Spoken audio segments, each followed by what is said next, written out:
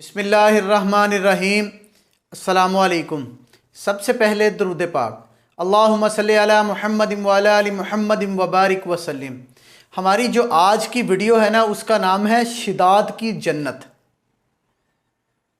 دنیا میں شداد نے جنت بنانے کی غلطی کی تھی، جس کا ذکر قرآن پاک میں بھی ہے۔ توجہ کے ساتھ ویڈیو کو پورا دیکھیے گا، آپ کو بہت مزہ آئے گا، اور اگر ہو سکے تو ہمارے یوٹیوب چینل کو سبسکرائب کر لیں تاکہ آپ کو روٹین کے ساتھ اچھی اسلامک ویڈیو ملتی رہیں۔ آپ قوم عاد کی آندھی کے بارے میں ویڈیو ہماری دیکھ چکے ہیں کہ قوم عاد کا مورث اعلیٰ عاد بن اوس بن ارم بن نوح ہے۔ اس عاد کے بیٹوں میں شداد بھی ہے، ایک بادشاہ شداد بھی گزرا ہے۔ یہ بڑی شان و شوکت کا بادشاہ تھا۔ اس نے اپنے وقت میں تمام بادشاہوں کو اپنے جھنڈے کے نیچے جمع کر کے سب کو اپنا فرما بردار اور مطیع بنا لیا تھا۔ اس نے پیغمبروں کی زبان سے جنت کے بارے میں سن رکھا تھا، تو اس نے سوچا کہ کیوں نہ میں دنیا میں ایک جنت بناؤں۔ اس ارادے سے اس نے بہت بڑا شہر بنایا، جس کے محل سونے اور چاندی کے اینٹوں سے تعمیر کیے گئے، اور یاقوت کے ستون اور اس کی عمارتیں شدید قسم کے خوبصورت ہیروں سے مزین کی گئیں۔ ایسے ہی فرش مکانوں میں بنائے گئے، سنگریزوں کی جگہ آبداری موتی بچھائے گئے۔ ہر محل کے ارد گرد جواہرات پر نہریں جاری کی گئیں۔ قسم قسم کے درخت زینت اور سائے کے لیے لگائے گئے۔ الغرض اس سرکش نے، کیونکہ سرکش تھا نا، پیغمبروں کی زبانی سنا تھا جنت کا، تو اللہ تعالیٰ کی جنت بنانے چلا تھا۔ اس سرکش انسان نے جنت کی تمام چیزیں اور ہر قسم کی عیش و عشرت کا سامان اس شہر میں جمع کر لیا۔ جب یہ شہر مکمل ہو گیا تو شداد بادشاہ اپنے ایان سلطنت کے ساتھ اس کے اندر رہنے کے لیے روانہ ہو گیا۔ جب ایک منزل کا فاصلہ باقی رہ گیا تو آسمان سے ایک ہولناک آواز آئی۔ اب یہ دیکھیں کہ اللہ تعالیٰ تو نہیں ہونے دے گا نا، کوئی اللہ تعالیٰ نے جنت بنائی ہے، یہ تو نہیں ہو سکتا نا کوئی زمین پر بھی جنت بنا لے۔ آسمان سے ایک ہولناک قسم کی آواز آئی، جس سے اللہ تعالیٰ نے شداد اور اس کے ساتھیوں کو ہلاک کر دیا، اور وہ اپنے جنت کے دروازے پر پہنچ کر اس کے اندر بھی داخل نہ ہو سکا۔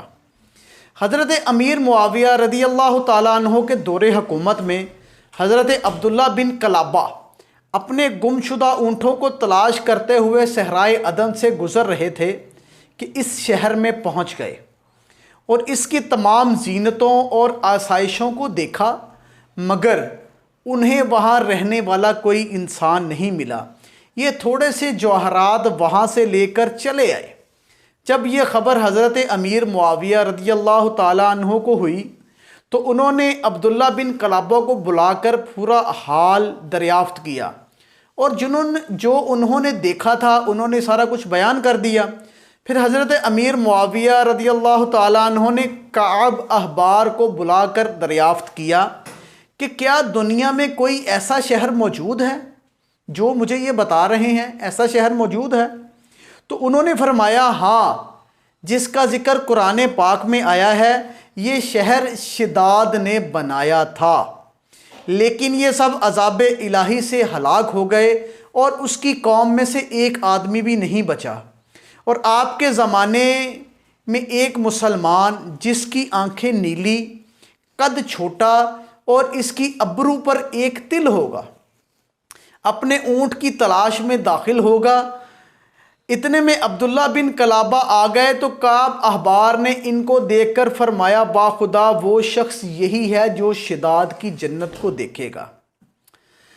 اللہ تعالیٰ اپنے بندوں کی سرکشی اور تکبر اور غرور کو پسند نہیں فرماتا، اس لیے اللہ پاک کا دستور ہے کہ ہر سرکش اور متکبر قوم جس نے زمین میں اپنی سرکشی اور ظلم اور فساد پھیلایا، اس قوم کو اللہ پاک کے عذاب نے کسی نہ کسی صورت میں ہلاک اور برباد کر دیا۔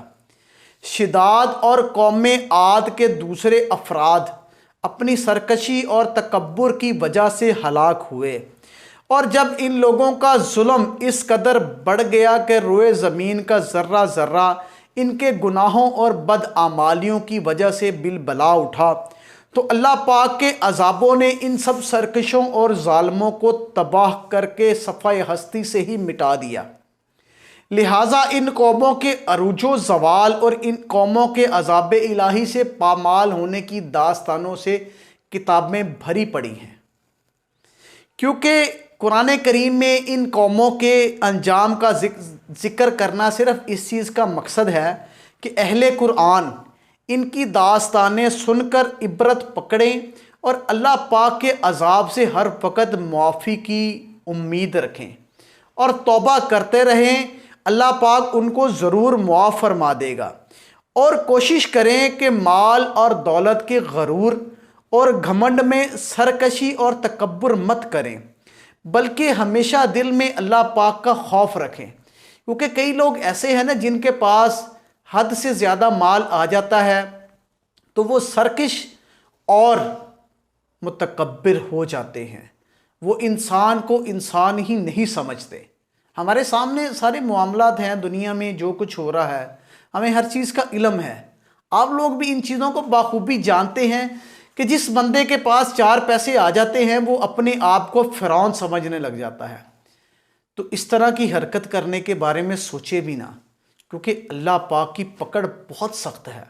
شداد نے جنت بنائی، جنت، مگر اس کو اس میں داخل ہونے کا ایک موقع بھی نہ مل سکا۔ تو لہذا کوشش کریں کہ اپنے اعمال کو درست رکھیں، اپنی نیتوں کو اچھا رکھیں۔ اللہ پاک آپ کو اور ہمیں نیک اعمال کرنے کی توفیق عطا فرمائے اور ہر وقت اپنی حفظ اور امان میں رکھے۔ آمین، جزاک اللہ۔